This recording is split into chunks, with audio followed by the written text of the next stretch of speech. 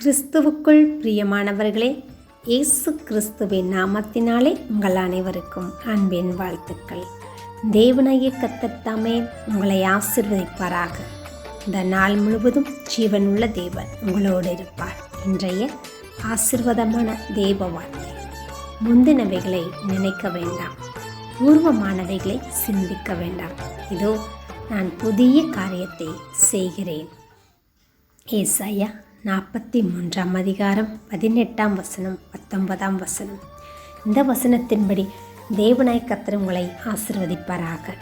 பிரியமானவர்களே, முந்தி நடந்தவைகளை நினைத்து நீங்கள் அழுது புலம்பிக் கொண்டிருக்கலாம், வேதனைப்பட்டு கொண்டிருக்கலாம்.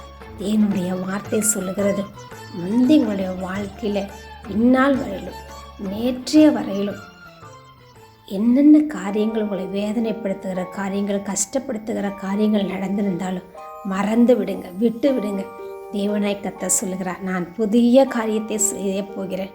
உடைய வாழ்க்கையில் சந்தோஷம் உண்டாக, மகிழ்ச்சி உண்டாக, எகிப்தின் வாழ்க்கை மாறும்படியாக நான் உன்னை ஆசீர்வதிக்கப் போகிறேன் என்று, விடுதலையாக்கப் போகிறேன், சுகப்படுத்தப் போகிறேன் என்று உங்களுக்கு வாக்களிக்கிறார்.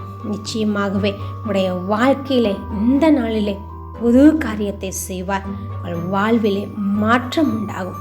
விசுவாசத்தோடு, நம்பிக்கையோடு, அப்பா என் வாழ்க்கையில் நீங்கள் புது காரியத்தை செய்வீங்கப்பா என்று சொல்லி அறிக்கையிடுங்க.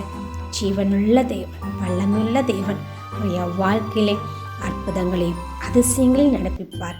அநேகருக்கு நீங்கள் சாட்சிகளாய் இருக்கும்படியாக உங்களுடைய தொழில், குடும்பம், சகல காரியங்களும் ஆசீர்வாதமாயிருக்கும். சாட்சிகளாய் இருப்பீர்கள். தேவன் தாமே உங்களோடு கூட இருந்து ஆசீர்வதிப்பாராக. God bless you.